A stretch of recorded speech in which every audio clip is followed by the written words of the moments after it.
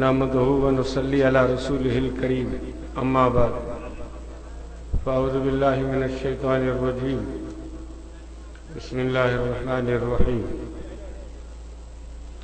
या अय्युहल्लज़ीना आमनू मन यर्तद्द मिनकुम अन दीनिही फसौफ यअतिल्लाहु बिक़ौमिन युहिब्बुहुम व युहिब्बूनहु अज़िल्लतन अलल मुमिनीन अइज़्ज़तन अलल काफ़िरीन युजाहिदून फ़ी सबीलिल्लाह वला यख़ाफ़ून लौमत लाइम ज़ालिका फ़ज़्लुल्लाहि युअतीहि मन यशा वल्लाहु वासिउन अलीम सदक़ल्लाहु मौलानल अज़ीम अल्लाहुम्मा सल्लि व सल्लिम दाइमन अबदा अला हबीबिका खैरिल ख़ल्क़ि कुल्लिहिम। मोहतरम अज़ीज़ दोस्तों, रसूलुल्लाह सल्लल्लाहु अलैहि वसल्लम के ज़माने में पाण सगोरा हयात हुआ, सहाबा किराम जी मुक़द्दस जमात मौजूद हुई। उन टाइम में कुरान शरीफ जी आयत नाज़िल थी, उहा हीअ, ऐं ईमान वारो जेकॾहिं तमाम जा के माण्हू इस्लाम छॾे मुर्तद थी वञनि त आऊं रब इन्हनि मुर्तदनि खे ख़त्म करण लाइ पंहिंजा ख़ासि ऐं महबूब तरीन इंसान मैदान ते आणींदुसि। मुर्तदनि सां झेड़े करण लाइ, मुर्तदनि खे ख़त्म करण लाइ अल्लाह ताला फरमाए थो त आऊं उहे माण्हू मैदान ते आणींदुसि जेके मुर्तदनि खे ख़त्म कंदा। उहे माण्हू जेके आऊं मैदान ते आणींदुसि उन्हनि सां मूं रब जी मुहबत आहे, मुंहिंजा महबूब तरीन बाना आहिनि ऐं उन्हनि जी बि मूंसां मुहबत आहे। उन्हनि जी निशानी हीअ आहे त मोमिननि जे मथां नरम दिल आहिनि ऐं काफ़रनि जे मथां सख़्त। उन्हनि जी निशानी हीअ आहे त हुननि में जिहाद जो जज़्बो तमामु घणो हूंदो, जिहाद जो ऐलान कंदा ऐं जिहाद जे ऐलान करण खां पोइ पंहिंजा मलामत कंदा, पंहिंजा जिहाद खां रोकींदा।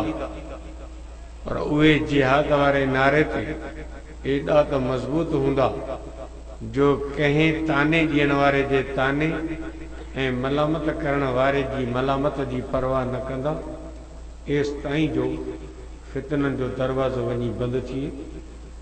अहिड़नि माण्हुनि खे मैदान ते आणणु इहो मूं अल्लाह जे तरफ़ खां ख़ुसूसी फज़ल ऐं महिरबानी हूंदी। क़ुरान शरीफ़ जी आयत नाज़िल थी त भई उहो ज़मानो ईंदो जंहिंमें माण्हू मुर्तद थींदा ऐं उन्हनि मुर्तदनि खे पादरनि हणण लाइ अल्लाह ताला फरमाए थो आऊं पंहिंजा प्यारा बाना मैदान ते आणींदुसि। हाणे सवाल इहो थो पैदा थिए त इहे मुर्तद कॾहिं पैदा थींदा? क़ुरान उहा तारीख़ ऐं डेट कोन ॿुधाई ऐं इन्हनि मुर्तदनि सां झेड़ो केरु कंदो, मुर्तदनि खे पादर केरु हणंदो? जेको अल्लाह जो महबूब तरीन इंसान बनबो उन माण्हू जो नालो बि क़ुरान शरीफ़ आउट कोन कयो। उहो माण्हू केरु आहे जेको जिहाद कंदो मुर्तदनि सां? ॻाल्हि राज़ में रही। इहो ईअं आहे जीअं ख़ैबर जी जंग में सन 7 हिजरी जे मौक़े ते 6 किला यहूदियुनि जा फतह थी चुका हुआ, हिकिड़ो किलो रहियल हो। रसूलुल्लाह सल्लल्लाहु अलैहि वसल्लम शाम जो ऐलान कयो लओतियन्न रायत गदन रजुलन युहिब्बुल्लाह व रसूलहु व युहिब्बुहुल्लाह व रसूलहु। सुभाणी झंडो ऐं उन माण्हू खे ॾींदुसि जेको अल्लाह ऐं अल्लाह जे रसूल जो महबूब तरीन इंसान आहे। यफ्तहुल्लाहु अला यदैहि, उन माण्हू जे हथ ते ख़ैबर जो किलो फतह थींदो। रसूल ऐलान कोन कयो त आऊं झंडो कंहिं माण्हू खे ॾींदुसि, उन जो नालो रसूल कोन ॿुधायो। रसूल सिर्फ़ ऐलान कयो त तो सुभाणी झंडो उन माण्हू खे मिलंदो जंहिंजे हथ ते ख़ैबर फतह थींदी। फबातन्नासु यदुकुन अय्युहुम यताहा। सॼी राति सहाबा पाण में कचहरी कई त इहो झंडो ख़बर न आहे कंहिंखे थो मिले ऐं हर हिकु सहाबी दिलि में ख़्वाहिश ऐं तमन्ना कई त इहो झंडो मूंखे मिले त आऊं इन महबूब तरीन इंसान बणिजां। अल्लाह अल्लाह जे रसूल जो इहो एज़ाज़ मूंखे मिले। हर माण्हू जी इहा तमन्ना हुई त झंडो मूंखे मिले। पर जॾहिं सुबुह थियो फलम्मा अस्बह रसूलुल्लाह सल्लल्लाहु अलैहि वसल्लम क़ाल ऐन अली इब्न अबी तालिब। सुबुह थियो तॾहिं अल्लाह जे रसूल फरमायो अली किथे आहे? चऊं साईं यस्तकी आइन आहे साईं अली जी अखियुनि में सूर आहे। पाण फरमायूं जंहिं बि पोज़ीशन में हुजे हुनखे वठी अचो मूं वटि। चओ अल्लाह जो रसूल घुरायो आहे। हज़रत अली साईं हाज़िर थियो। पाण फरमायूं छा आहे? ॾिसी मुंहिंजी अखियुनि में तकलीफ़ आहे। अल्लाह जो रसूल फरमायो वेझो थी। रसूलुल्लाह सल्लल्लाहु अलैहि वसल्लम पंहिंजी लुआब मुबारक अली जे अखियुनि ते लॻाई। सूर ख़तम थी वियो। अली तयारु थी वियो। झंडो भी दिनों तलवार जुल्फकार भी दिनों। पाण फरमायो हाणे वञी यहूदियुनि सां जंग कर। कल रसूल ऐलान कयो हो त आऊं झंडो उन मर्द कलंदर खे ॾींदुसि जंहिंजे हथ ते ख़ैबर फतह थींदी। रसूल नालो कोन ॿुधायो। पर जॾहिं सुबुह जो पाण सगोरन फरमायो त अली खे वठी अचो तॾहिं सहाबा सम्झी विया त कल खां वठी रसूल जंहिं माण्हू जे नाले ऐलान पे कया उहो माण्हू कल खां वठी रसूल जे दिल में अली हो। ॿियो को बि माण्हू कोन हो। फर्क एतिरो हो जो कल नालो रसूल कोन ॿुधायो। अॼु सुबुह जो हुन जो नालो ज़ाहिर थियो।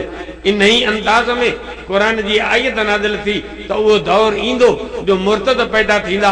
पोइ उन्हनि मुर्तदनि खे ख़तम करण लाइ उन्हनि मुर्तदनि सां जिहाद करण लाइ आऊं रब पंहिंजा महबूब तरीन इंसान मैदान ते आणींदुसि जेके इन्हनि मुर्तदनि सां जिहाद कंदा। सहाबी सगोरा परेशान रहिया त मुर्तद कॾहिं पैदा थींदा, उन्हनि सां जहिड़ो अलाव जे केरु कंदो। इन ॻाल्हि जो सहाबा खे इंतज़ार रहियो। आस्ते आस्ते वो वक्त आयो जो रसूलुल्लाह सल्लल्लाहु अलैहि वसल्लम हिन दुनिया में वञण वारा आहिनि, हिन दुनिया के छॾण वारा आहिनि। जॾहिं रसूल जे हिन दुनिया में रहलत जो वक्त करीब आयो तो उन वक्त में रसूल जे जिंदगी में 4 कूड़ा नबी पैदा थिया जिन नबूवत जी दावा कई हुई त असीं बि नबी आहियूं। अञा साईं जिन मौजूद हुआ मुसैलमा कज़ाब, असवद अंसी, तुलह असदी ऐं ॿी हिकिड़ी माई हुई।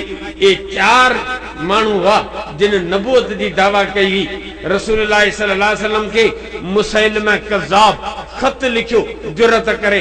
साईं जिन के लिखई त मिन मुसैलमत रसूलुल्लाह इला मुहम्मद रसूलुल्लाह फ इन्नल अर्ज़ निस्फुहा ली व निस्फुहा लक।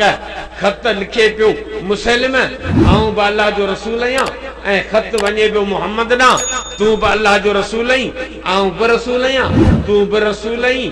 ज़मीन जी हुकूमत विराए अधो अधु करे था खणूं, अधु तूं खण अधु आऊं तो खणा। इहो मुसैलमा कज़ाब खत लिखियो हो असांजे नबी सगोर खे।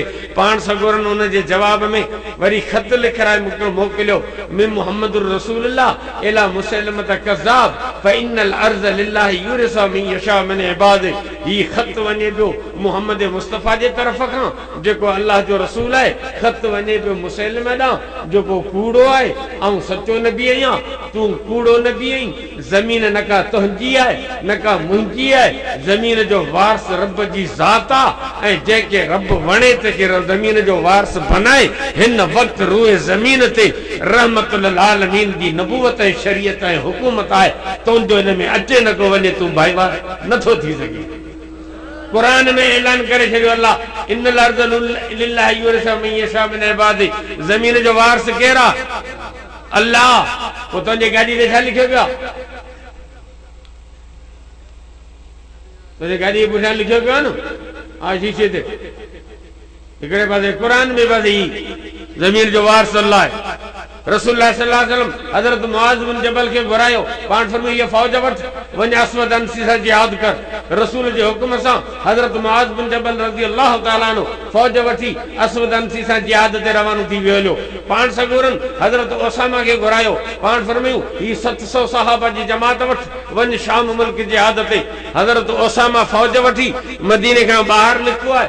पोया मानू दौड़ी आयो ओसामा जल्दबाजी न कर अल्लाह जे रसूल जी हालत नाज़ुक है थी सके तो साईं जिन हिन दुनिया में मोकलाए वञन तो 700 सहाबा रसूल जे जनाज़े में शरीक थियन इन जे करे 2-4 डी तरसी पो हजरत ओसामा जो लश्कर मदीने का बाहर इंतजार में आहे ओचितो रसूलुल्लाह सल्लल्लाहु अलैहि वसल्लम हिन दुनिया में रहलत फरमाई ऐं पान सगुरा रवाना थिया हाणे जॾहिं रसूल हिन दुनिया में मोकलाए पियो तो उन वक्त में पोजीशन केड़ी हुई दुनिया जी वह हीअ हुई तो कूड़ा नबी 4 दुनिया में खड़ा थी चुका हुआ मुआज़ बिन जबल जी फौज जिहाद ते रवानी हुई ओसामा जी फौज इंतजार में आहे बारहाड़ी जा कबीला मुर्तद थी विया केतरा अड़ा राज ऐं कबीला हुआ जिन ज़कात जे ॾियण का इनकार कयो हाणे सहाबा किराम रसूल जी जुदाई में बेहाल थी चुका हुआ उन जो हौश हवास कम न करे केतरा सहाबी त जंगल जो मोह करे हलिया विया केतरन सहाबिन दुआ घुरी त रब्बुल आलमीन असा के नाबीन कर अखियन जी जरूरत हाणे न रही आ अखियूं इन ला हुई त साईं जिन जी ज़ियारत करियो जॾहिं रसूल वियो हलियो त हाणे असा के अखियूं भी न खपन हजरत उस्मान साईं जड़ो मानू हौश हवास विञाए वही रहियो जबान में को लफ्ज कढी न सके गाल्हाइण जी कुवत खत्म थी चुकी हजरत उमर फारूक जड़ो जलील कदर दिलेर ऐं बहादुर इंसान तलवार खणी भी रहियो तो जेको चवंदो रसूल वफ़ात करे वियो आहे उन जो आऊं सिर कलम कंदुसि अस नबी कॾहिं भी वफ़ात कोन कंदो आहे असांजो नबी वियो आहे आसमाननि ते रब सां ॻाल्हाइण इजो मोटी ईंदो इहा ॻाल्हि सहाबा के समझ में ही न अचे त को नबी भी वफ़ात कंदो आहे सहाबा जा हौश हवास गुम थी चुका आहिनि कूड़ा नबी दुनिया में मौजूद आहिनि मुर्तदन जा कबीला ऐं राज खड़ा थी चुका आहिनि मुनकिरिन ज़कात जो उरूज हो सहाबा किराम जो इख्तिलाफ हो त रसूल के तड़ केर ॾे सहाबा किराम जो इख्तिलाफ थी पियो त रसूल जी कब्र किथे खोटजे सहाबा किराम जो इख्तिलाफ थी पियो त रसूल जी जनाज़े नमाज केर पढ़े ऐं कीअं पढ़ाइजे हिकिड़ा अंदरूनी मसला ॿिया बैरूनी मसला ॿिया ॿाहिरि जा मसला उम्मत इन वक्त में तज़ब्ज़ब जो शिकार हुई इन पोजीशन में उम्मत के संभालण जे लाइ उन मर्द मुजाहिद जी जरूरत हुई जेको हौसलो जिंदो हौसलो बुलंद हुजे जेको इल्म में आला हुजे जेको इस्तिकामत जो पहाड़ हुजे जेको हिन उम्मत के संभाले इन दलदल में उम्मत के बाहर करे इन पोजीशन में फितनन ऐं फसादन जॾहिं मोह कढिया हुआ उन ज़माने में अल्लाह तबारक व तआला जंहिं मर्द मुजाहिद के मैदान ते आंदो उन जो नालो हो हजरत अबू बकर सिद्दीक रज़ी अल्लाह तकबीर शान अबू बकर सिद्दीक सदाकत सिद्दीक अकबर अबू बकर सिद्दीक मैदान ते आयो नालो अब्दुल्ला अथस पी जो नालो उस्मान अथस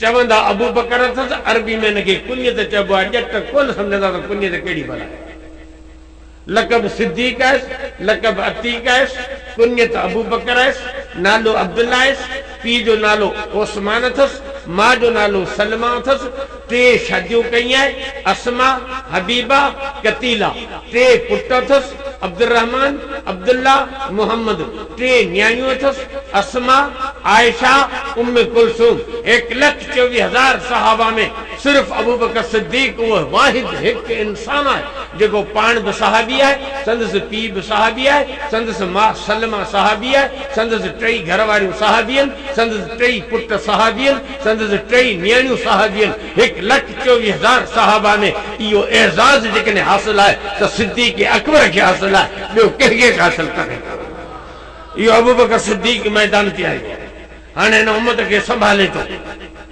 अली अब्बास जी ऐं ॿई रसूल खे गुस्ल ॾियो अबू बकर जो फ़ैसिलो आहे अबू बकर उम्मत के समझाए छो तो मैयत के तड़ वो दे जो मैयत जो वेझो माइट हुजे हाँ तड़ उन ते मुलन ते कोने मोटरसाइकिल ते चढ़ो मुला गोलींदा था वतो तो बाबा के तड़ दे बाबे यहाँ टपड़ तू खड़ने तड़ आऊं दिया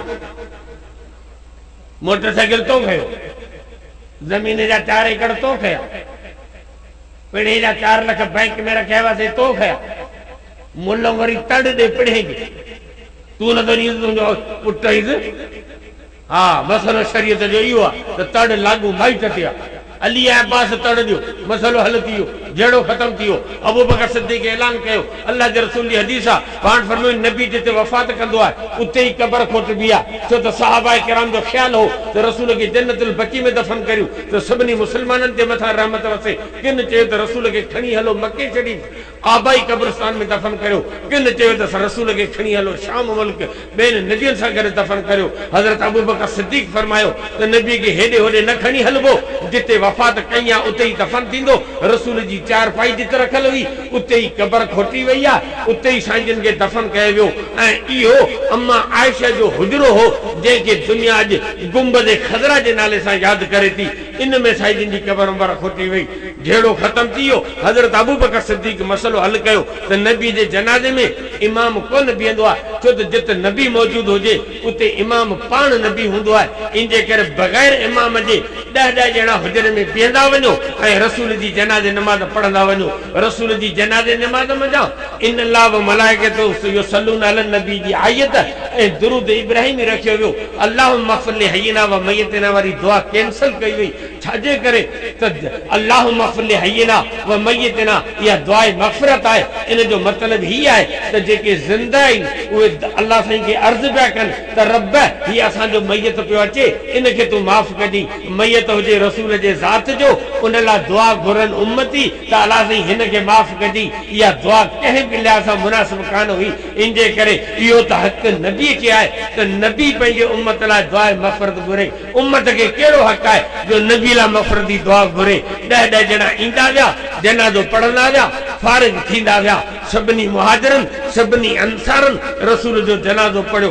रसूल जे कफन दफन खां जॾहिं फारिग थिया तॾहिं हज़रत अबू बकर सिद्दीक़ फरमायो, ओसामा तुंहिंजी तश्कील रसूल कई हुई, आऊं केरु थींदो आहियां तुंहिंजी तश्कील खे रद्द ॾियण वारो। तूं इहा जमात वठी जिहाद ते वञ। ओसामा फौज वठी शाम रवानो थी वियो जिहाद ते। मुआज़ बिन जबल फौज वठी अॻु में रसूल जे ज़माने में रवानो थी वियो आहे। हज़रत उमर साईं हज़रत अबू बकर सिद्दीक़ साईं फरमायो ख़ालिद बिन वलीद खे वठी अचो। ख़ालिद बिन वलीद आयो, उनखे फौज ॾिनई त वञी मुसैलिम कज़्ज़ाब सां जिहाद कर। हाणे ख़ालिद बिन वलीद जी फौज मुसैलिम कज़्ज़ाब सां पई जिहाद करे। मुआज़ बिन जबल जी फौज अस्वद अंसी सां जिहाद ते रवानी थी चुकी आहे। ओसामा जी फौज शाम मुल्क जिहाद पई वञे। यक वक़्त मदीने शरीफ मां 3 फौजूं रवानी थी चुकियूं आहिनि। बाक़ी के चंद सहाबी वञी बचिया आहिनि। मुंहिंजा दोस्त दिल ऐं जिगर जी ॻाल्हि आहे। पाकिस्तान हेॾो सारो मुल्क आहे, 18 करोड़ माण्हू रहनि था, लखनि जे तइदाद में हिन जी आर्मी आहे। पाकिस्तान जेका एटमी ताक़त आहे, जेकॾहिं पाकिस्तान ते हिक ई वक़्त में इंडिया बि हमिलो करे, अफगानिस्तान बि हमिलो करे, ईरान बि हमिलो करे त पाकिस्तान जहिड़ो मज़बूत तरीन मुल्क 3 महाज़न ते विड़ी कोन सघंदो। इन्हनि 3 जंगियुनि जी धप कान झले सघंदो। हज़रत अबू बकर सिद्दीक़ आहे जो 3 महाज़न ते फौजूं लड़नि पयूं। हाणे मदीने में ऐलान थो करे त बाक़ी जेके सहाबा बचिया आहियो से जल्दी करियो, निकिरो, केर बि न वे घर में। साईं छा आहे कि ॿाराड़ी जा कबीला मुर्तद थी विया आहिनि, हेॾा ज़कात जा इनकारी पैदा थिया आहिनि, उन्हनि सां जिहाद करणो आहे। जेॾी महिल हज़रत अबू बकर सिद्दीक़ ऐलान कयो त हाणे मुर्तदनि सां जिहाद करणो आहे, तेॾी महिल सहाबा किराम खे हीअ क़ुर जी आयत यादि आई त कल्ह क़ुर ऐलान कयो हो त उहो ज़मानो ईंदो जंहिंमें मुर्तद पैदा थींदा। उन्हनि मुर्तदनि खे पादरनि हणण लाइ आऊं उहे माण्हू मैदान ते आणींदुसि जेके माण्हू मूं रब जा महबूब तरीन इंसान हूंदा। कल्ह असां इहा ॻाल्हि कान सम्झी हुई त उहो दौर कॾहिं ईंदो, मुर्तदनि खे पादर केरु हणंदो। पर अॼु असां ॾिठो त बराबरि मुर्तद पैदा थिया आहिनि ऐं इन्हनि खे पादर हणण लाइ जेको महबूब तरीन इंसान रब मैदान ते आंदो आहे वो अबू बकर सिद्दीक़ आहे। जीअं खैबर जे मौके ते रसूल जे ज़हन दिल में अली वेठल हो, तीअं कल ॾींहं खां वठी अल्लाह जे दिल में अबू बकर वेठल हो। अॼु अबू बकर जो नालो आउट थी वियो आहे। अॼु दुनिया सम्झे पई त क़ुर जे इन आयत में जेको लिखियल इंसान हो सो अबू बकर सिद्दीक़ हो। हाणे यादि करणो आहे।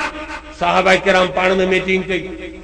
अबू बकर पोड़ो माण्हू जज्बात में अची वियो, केरु हिनखे सम्झाए। क़ुर फरमाए थो युजाहिदून फी सबीलिल्लाह वला यखाफून लौमत लाइम। जिहाद जो ऐलान कंदा, पोइ पंहिंजा वरी रोकींदा, मलामत कंदा, बहाना ॾींदा। छो त जिहाद हिकिड़ी शइ अहिड़ी आहे हजरत अबू बकर सिद्दीक़ ऐलान कयो जिहाद जो सहाबा मीटिंग कई आ त अबू बकर के समझायो त हो टे फौजूं जेके महाज़न ते लड़न पयूं उहे मोटी अचनि तंहिंखां पोइ चौथे नंबर ते पाण जिहाद कंदासीं। हिन वक़्तु जेकॾहिं जिहाद जो ऐलान थियो बाक़ी बचियल कुचियल सहाबी बि मदीने मां निकिरी विया तो मदीनो खाली थी वेंदो। दुश्मन मौके जो फ़ाइदो वठी जेकॾहिं मदीने ते हमलो करे त औरतनि जो दिफ़ा केरु कंदो? अबू बकर के थधो करियो। सभिनी गॾिजी हज़रत उमर साईं खे मोकिलियो। हज़रत उमर साईं आयो आहे। हज़रत अबू बकर खे थधो करण। अबू बकर जल्दबाज़ी न कर, तू मुनकिरीन ज़कात सां जिहाद थो करी, कुरान खे मञीनि था, नमाज़ पढ़नि था, रोज़ो रखनि था, नबी ते कलमो पढ़नि था, तू उन्हनि सां कीअं थो जिहाद करी? तंहिंखां पोइ मुर्तदनि सां जिहाद थो करी, चवंदा फौजूं निकिरो ऐं मदीनो ख़ाली थी वेंदो, पोइ औरतनि जो दिफ़ा केरु कंदो? सब्र कर जेसीं उहे फौजूं मोटी अचनि। ये हज़रत उमर साईं थधो करण आयो आहे। कुरान फरमाए थो मलामत करण वारा मलामत कंदा पर बाज़ कोन ईंदो। अबू बकर खे जॾहिं हज़रत उमर साईं सम्झाए दंग कयो तॾहिं हज़रत अबू बकर सिद्दीक़ जज़्बात में अची वियो कि रजो तो नुसरतक व जेतनी ले खुज़लानिक अजब्बारुन फिल जाहिलियत व खवारुन फिल इस्लाम hayhat मज़न नबियो वन कतल वहयो व तम्मद दीन युनकसु व अनहयद वल्लाहि लो मनउनी इकालन कानू यो अदुनहु इला रसूलिल्लाह लकातलतहुम। चई आए उमर मूंखे आसरो इहो हो तो तू मुंहिंजी मदद कंदे पर उल्टो तू मूंखे बि बुज़दिल बनाइण अची वेठो हुई। जॾहिं काफ़र हुई तॾहिं दिलेर हुई, मुस्लमान थी हुई तो बुज़दिल थी पियो हुई। हाय अफ़सोस अबू बकर छा करे? नबी वियो हलियो, दीन कंप्लीट थी वियो, माण्हू रसूल जे दीन ते हमला कनि, अॼु ज़कात जो इनकार कयो आहे, इन्हनि खे पादर न हणंदुसि त सुभाणे नमाज़ जो इनकार कंदा, पोइ वरी अॻिते वधंदा, पोइ रसूल जो दीन रांदी कहिड़ो बणिजी वेंदो। इन जे करे तव्हां जेकॾहिं मुंहिंजो साथ न बि ॾींदा त अबू बकर अकेलो बि जिहाद ते वेंदो पर मुड़ंदुसि कोन। जिहाद जो नारो है तो कुरान फरमाए मजबूत थी बीहंदा मुड़ंदा कोन। थोड़ी देर खां पोइ सहाबा अखियुनि सां ॾिठो त हज़रत अबू बकर सिद्दीक़ रज़ी अल्लाह ताला अन्हु तलवार खणी घोड़े ते चढ़ी जिहाद जो नारो हणी मदीने जी बाज़ार में निकितो त जेकॾहिं तव्हां नथा हलो त आउं अकेलो वञा पियो जिहाद ते। साहबी परेशान थी विया त अमीरुल मोमिनीन अकेलो जिहाद ते पियो वञे, आहे बि जज़्बात में, हाणे हिनखे मोटाए केरु? सभिनी चयो त हाणे जेकॾहिं मोटाईंदो त अली मोटाईंदो, बाक़ी ॿिए कंहिं में ज़रूरत कोन्हे। हज़रत अली साईं खे मोकिलियो त अबू बकर खे मोटाए। हज़रत अली साईं दौड़ंदो अचे, हज़रत अबू बकर सिद्दीक़ रज़ी अल्लाह ताला जे घोड़े जे वाग में पकड़े हथ विझी छा थो चवे? तो चवे थो ला अक़ूलु लक इल्ला मा क़ाल लक रसूलुल्लाह यौम उहद शिम सैफक वरजे इलल मदीना फवल्लाहि ला फवल्लाहि इन फजना बिक ला यकून लिल इस्लाम निज़ामुन अबदा। अबू बकर वधीक तो क्या कुछ कोन तो चवां, सिर्फ उहे लफ़्ज़ तो चवां जेके लफ़्ज़ उहद जे मैदान ते मुहम्मद रसूलुल्लाह तोखे चया हुआ। जॾहिं उहद जी जंग घमसान जी जंग शुरू थी, हर तरफ खां काफ़रनि अल्लाह जे पाक नबी ते हमले करण जी कोशिश कई। उन वक़्तु हज़रत अबू बकर सिद्दीक़ उथियो, तलवार खई, छलांग लॻाई, चई हे दुश्मन थींदा केर आहिनि जेके मुंहिंजे नबी ते हमलो था कनि, ऐं उन्हनि खे कोन छॾींदुसि। जॾहिं हज़रत अबू बकर सिद्दीक़ तलवार खणी काफ़रनि जे मेड़ में घुसजण जी कोशिश कई, उन वक़्तु अल्लाह जे नबी हज़रत अबू बकर सिद्दीक़ खे ॿाह खां पकड़ियो कि अबू बकर अला तअलमु इन्नका इंदी बिमंज़िलति समई व बसरी। ऐं अबू बकर तूं न वञ, ऐं अबू बकर तूं मोहम्मद जूं अखियूं आहीं, अबू बकर तूं मोहम्मद जा कन आहीं, अबू बकर तूं पाण खे शहीद कराए, मूं मोहम्मद खे परेशान न कर। अबू बकर मुंहिंजा अञा इलाही कम तो में फाथल आहिनि, तलवार बंदि कर, वापसि हल मदीने। पाणी हीअ सहाबा जी ॿी फौज लड़ंदी, मोहम्मद तोखे कोन लड़ण ॾींदो। जीअं उहद जे मैदान ते तोखे मोहम्मद शहीद थियण न ॾिनो, तोखे ॿाह मां जॾहिं वापसि कई हुई, अॼु मोहम्मद जो सौस अली तुंहिंजे घोड़े जे वाग खां पकड़े तोखे उहे ई लफ़्ज़ थो चवे त शिम सैफक वरजे इलल मदीना वला तुफज्जिना बिनफ्सिका। अबू बकर तलवार बंद कर, वापसि घर हल, असीं सभु जिहाद लाइ निकिरण लाइ तयार आहियूं। अबू बकर असीं जेकॾहिं शहीद थी वियासीं त रसूल जे दीन तां कुर्बान थियासीं, पर अबू बकर जेकॾहिं तूं शहीद थी वे त तो जहिड़ो अमीरुल मोमिनीन असीं किथां आणींदासीं? महिरबानी कर वापसि हल, असीं सभु निकिरण लाइ तयार आहियूं।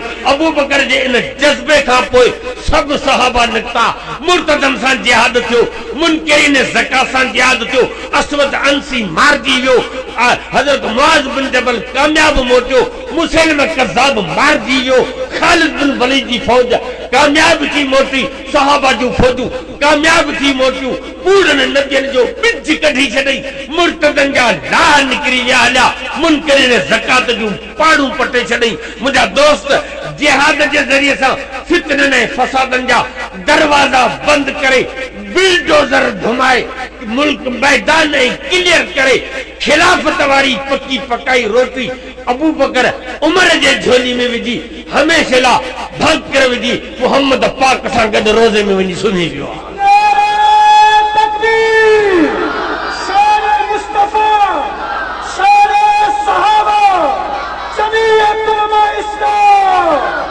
झेड़ो लगो पिया झेड़ो रसूलुल्लाह सल्लल्लाहु अलैहि वसल्लम जे रोज़े पाक में चईन कबरनि जी गुंजाइश आहे। पहिरीं कबर अल्लाह जे रसूल जी आहे, तंहिंखां पोइ कबर हज़रत अबू बकर सिद्दीक़ साईं जी आहे, तंहिंखां पोइ कबर हज़रत उमर साईं जी आहे। अञा हिकिड़ी कबर जी जॻह मौजूद आहे, इन ते हज़रत ईसा अलैहिस्सलाम दफ़न थींदो। हाणे हे 4 कबरूं आहिनि, अॻु में बि नबी आहे, पहिरीं बि नबी दफ़न थियो आहे, आख़िर में बि नबी दफ़न थींदो, विच में हे 2 जवान जन्नती घोट सुता पिया आहिनि, अॻियां बि नबी आहे, पोयां बि नबी आहे। ॿिनि नबियुनि जे पहिरे में हे जवान वञनि पिया जन्नत में। छो छो तवजो, जॾहिं का शख़्सियत अहम हूंदी आहे या ख़तरो हूंदो आहे त पोइ पहिरो लॻाइबो आहे। होशियार सालार हज़रात होशियार जो राशिद मामू साहब तकिल ख़त्म करे गाड़ी में चढ़े थो ऐं वेंदो, अॻियां थियो पोयां थियो, पहिरो लॻायो, खबरदार कंहिं बि माण्हू खे हथ ॾियण जी कोशिश न कजा। होशियार सालार थियो, अल्लाह खे ख़बर हुई त क़यामत ताईं अबू बकर उमर जा दुश्मन पैदा थींदा, इन जे करे अॻियां बि नबी रखई आहे, पोयां बि नबी रखई आहे, विच में हे 2 जवान रखई आहे। अॻियां को मलंग फिरी अचे त मोहम्मद पादर हणनि, पोयां फिरी अचे त ईसा पादर हणनि। 2 नबियुनि जे पहिरें में हे जवान जन्नत में पिया वञनि। छेड़ो लगो पिया नंबरनि ते, धमाधम मस्त जलंदर फलाणे दा पहला नंबर, फलाणे दा नंबर वेठो तूं विरहाई, नंबर रसूल तक़सीम करे वियो आहे। असां केर थींदा आहियूं नंबरनि विरहाइण वारा? मस्जिद नबवी जो बुनियाद खोटियो, अल्लाह जे रसूल खे इतला ॾिनो हुयो, साईं पीर जो पत्थर रखो। रसूलुल्लाह सल्लल्लाहु अलैहि वसल्लम आया, 500 पत्थर खणी मस्जिद नबवी जे बुनियाद में रखियो। हे रसूल पत्थर रखियो आहे। अबू बकर केॾांहुं वियो? जी साईं वठी दो। अबू बकर मुंहिंजे पत्थर जे पासे में भिक में तूं पत्थर रख। हज़रत अबू बकर पत्थर रखियो आहे। उमर खे वठी अचो, आयो उमर, अबू बकर वारे पत्थर जे लाइन में पत्थर रखियो, उमर पत्थर। उस्मान खे वठी अचो, उमर वारे पत्थर जे लाइन में पत्थर रखियो, पत्थर उस्मान साईं। अली खे वठी अचो, 5 पत्थर अली रखियो आहे उस्मान वारे पत्थर जे पासे में। ये 5 पत्थरनि जी लाइन आहे मस्जिद नबी जे बुनियादनि में, जेका मोहम्मद पाक पंहिंजे हथनि मुबारक सां रखी। जॾहिं 5 पत्थरनि जी लाइन पूरी थी, पहिरियों पत्थर रसूल जो, ॿियो अबू बकर जो, टियों उमर जो, चौथों उस्मान जो, 5हों अली जो। साईं जन ॿाहिरि निकिरी हथ छॾे पाण फरमायो, हाज़िल ख़ुलफ़ा मिन बादी, मूंखां पोइ ख़लीफ़नि जी लाइन इहा ई हूंदी जेका मोहम्मद मस्जिद नबी जे बुनियादनि में रखी छॾी आहे। बसि लाइन त रसूल ठाही छॾी आहे, तूं केरु थींदो झेड़ा करण वारो? भला रसूल जेकॾहिं सहाबा जो शान तो बयान करे त पहिरीं नालो अबू बकर जो छो तो खणे? रसूल तरतीब इहा छो रखी आहे? अरहम उम्मती बि उम्मती अबू बकर वाशदहुम फी अम्रिल्लाहि उमर वास्तबहुम हयाअन उस्मान वाक़दाहुम अली। रसूल का पूछे तो पहिरीं नालो अरहम बि उम्मती अबू बकर, पो उमर, पो उस्मान, पो अली, आखिर या तरतीब छो?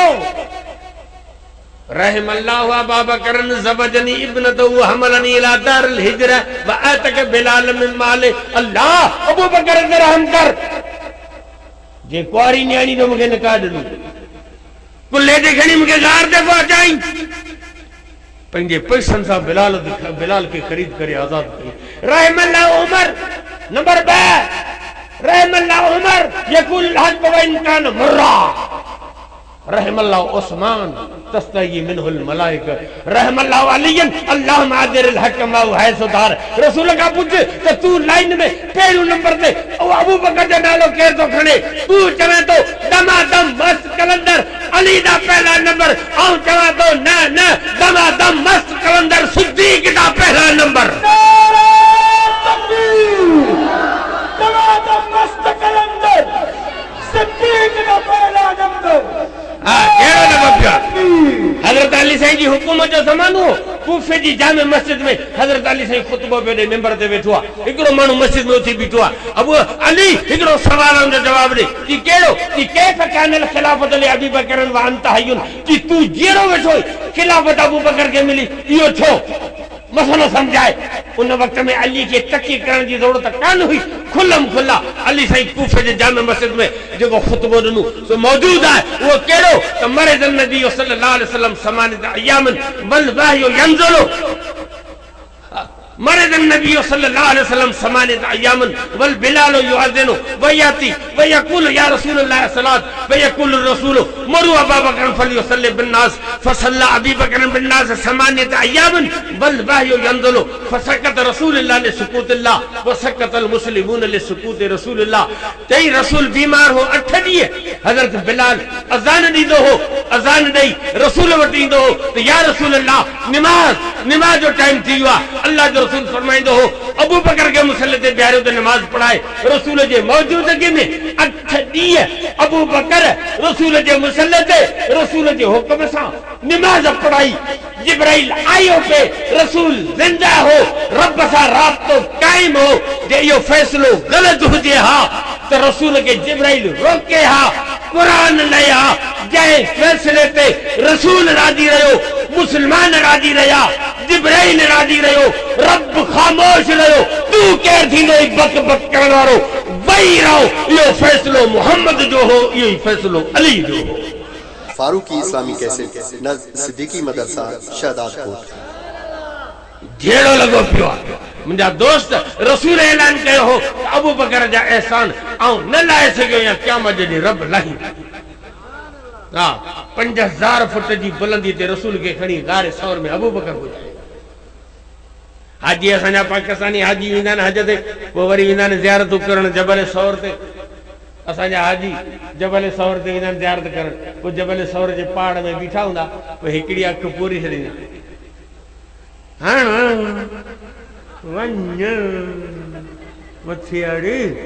चढ़ त ख़बर कोन्हे, अकेलो कोन चढ़ी सघंदे। कुर्बान वञा सिद्दीक तुंहिंजे कदमनि तां तो साईं जन खे कुल्ले ते खणी गार ते पुॼायो आहे। असां अली जा बि गुलाम आहियूं। हिजरत वारी रात बिस्तरो अली खे मिलियो आहे त बिस्तरे जो धणी मोहम्मद पाक सिद्दीक खे मिलियो आहे। अली रसूल जे कुलनि ते चढ़ियो आहे, रसूल ख़ुद सिद्दीक जे कुलनि ते चढ़ियो आहे। रहमल्लाह व अबू बकर ज़बदनी इब्नतु व हमलनी इला दारुल हिजरा। रसूल जो मने अल्लाह अबू बकर ते रहम करे जे हिजरत वारी रात कुलनि ते खणी मूंखे गार ते पुॼायो। अबू बकर पान हाज़िर आहे, 5000 कैश खणी उन ज़माने में रसूल सां गॾु हिजरत ते निकितो आहे। 2 ॾाचियूं ऐं उठड़ियूं ख़रीद करे ॾियारियूं अथसि त इन्हनि ते सवार थी मदीने वेंदासीं। नियाणी जी ड्यूटी लॻाई आहे त राति जो मानी पुॼाए, गार ते पुट जी ड्यूटी लॻाई आहे तो सियाई जी करे रात जो रिपोर्ट ॾे, गुलाम जी ड्यूटी लगाई तो शाम जो ताज़ो बकरिन जो खीर पुॼाए। गुलाम सिद्दीक जो ड्यूटी में, नियाणी सिद्दीक जी ड्यूटी में, पुट सिद्दीक जो ड्यूटी में, सिद्दीक पान ड्यूटी में आ। पोए मोहम्मद बि कदरदान आ। मुंहिंजा दोस्त गार में अकिल तो चवे तो सिद्दीक थकल आ, सिद्दीक वजन खयो आ, इंजे करे सिद्दीक के सुमण घुर्जे। इश्क तो चवे तो मोहम्मद पाक सुमे, सिद्दीक वही जागे। अली सुतो पियो आहे, सिद्दीक गार में जागे वेठो। अली सुतो पियो कि हाँ छो कि काफरन जो अमानतूं आहिनि। सिद्दीक जागे वेठो हाओ कि झोली में रब ज़ुल जलाल जी अमानत आहे। सिद्दीक निंड कीअं करे? नांग लॻियो त लुड़क रसूल जे चेहरे ते किरिया। आदम खां दी ईसा ताईं सभु नबी रुना कंहिंजा लुड़क ज़मीन ते किरिया, कंहिंजा लुड़क मुसले ते किरिया, कंहिंजा लुड़क गलनि ते किरिया, कंहिंजा लुड़क ॾाढ़ी ते किरिया, कंहिंजा लुड़क झोली में किरिया। काइनात में सिर्फ सिद्दीक वो हिकु इंसान आहे जंहिंजा लुड़क मोहम्मद पाक जे चेहरे मुबारक ते किरिया। इहो मामूली चेहरो कोन हो, इहो वो चेहरो आहे जंहिंजा क़ुरान में रब कसम खणे। इहो वो चेहरो आहे सम्झो त नी जंहिंते रब ज़िंदगी में कॾहिं मख खे बर्दाश्त कोन कयो। अॼु उन चेहरे ते सिद्दीक जा लुड़क किरिया, छो त सिद्दीक जा लुड़क उन वलवले ऐं उन जज़्बे ऐं उन सोज़ वारा हुआ, इन जे करे रब उन्हनि खे मक़ाम बि आला नसीब करे छॾियो। हा, सिद्दीक पाण हाज़िर नियाणी ख़िदमत में, पुट ख़िदमत में, ग़ुलाम ख़िदमत में, रसूल जे गिरफ़्तारी ते इनाम रखियो आहे 100 ऊठनि जो। हा, ऐं अबू बकर अॼु दुश्मन मुंहिंजा आहिनि, मुंहिंजे गिरफ़्तारी ते 100 ऊठनि जो इनाम रखियो अथनि। अॼु पेरा मुंहिंजा पिया खणनि, अॼु पेरा रसूल जा पिया खॼनि, अॼु रसूल खे गिरफ़्तार करण जा मनसूबा पिया ठाहिनि, अॼु रसूल खे शहीद करण जा मनसूबा था ठाहिनि। अॼु रसूल सल्लल्लाहु अलैहि वसल्लम जा दुश्मन आहिनि। हा, दुश्मन रसूल जा हुआ, पेरा रसूल जा पिया खॼनि, इनाम रसूल जी गिरफ़्तारी ते रखियल आहे। पर पहिरों सिद्दीक जो आहे, पर ख़िदमत सिद्दीक जी आहे। सिद्दीक जो पूरो ख़ानदान रसूल जी ख़िदमत में आहे। नियाणी, पुट, ग़ुलाम, दुश्मन नबी जा हुआ, पहिरों सिद्दीक जो हो, ख़िदमत सिद्दीक जी हुई। क़यामत तक दुश्मन सिद्दीक जा पैदा थींदा। पहिरों रोज़े पाक में मोहम्मद पाक जो क़यामत तक रहंदो। रसूल सिद्दीक के वाह जी समझो ॾिनी, मोट ॾिनी। पाण फरमायूं त अबू बकर सिद्दीक जा एहसान क़यामत जॾी रब्बुल आलमीन लाहिदो, मोहम्मद पाक लाहे न सघियो आहे। अल्लाह जो रसूल फरमायो ला यंबगी लिक़ौमिन फीहिम अबू बकर अन यउम्महुम गैरो। जिते अबू बकर सिद्दीक मौजूद हुजे त उते ॿिए कंहिंखे पेश इमामती नमाज़ पढ़ाइण जो कोई हक़ कोन्हे, जो इमाम अबू बकर रहंदो। झेड़ो लॻो पियो आहे। मुंहिंजा दोस्त इन ॻाल्हि करण जो मक़सदु कहिड़ो? मक़सदु हीउ आहे त फितननि ऐं फसादनि जा दरवाज़ा बंदि थींदा जिहाद सां। फितननि ऐं फसादनि जा दरवाज़ा जिहाद सां बंदि थींदा, जीअं अबू बकर सिद्दीक। हा, मीठा मीठा हड़प हड़प, कड़वा कड़वा थूथू। अव्हांखे सुनतूं ॿुधाइजनि मिठियूं, थधियूं, हल्कियूं, पोइ चवंदा सुभान अल्लाह। अदा मानी खाई पोइ आङरियूं चटण सुनत आहे।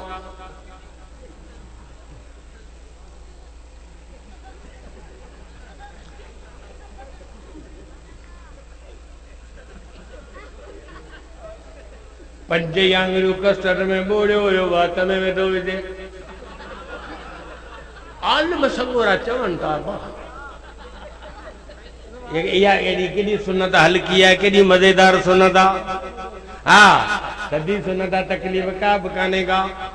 मौलाना फजल रहमान साहब बसू मोकिलियूं, और शहदाद कोट में बीठियूं, मौलाना मोहम्मद जान साहब मदरसे में बसू बीठियूं। जेके वेठे आयो कोसन जे कोठे में जलसे ते, केर बि घर न वञे, हलो बसन में चढ़ो, हलूं था जिहाद ते। अमेरिका जे गड्डीअ ते ईरान जो दिमाग़ ख़राब थियो, हुनखे पादराइण आहे। हलो जिहाद ते केर बि घर न वञे।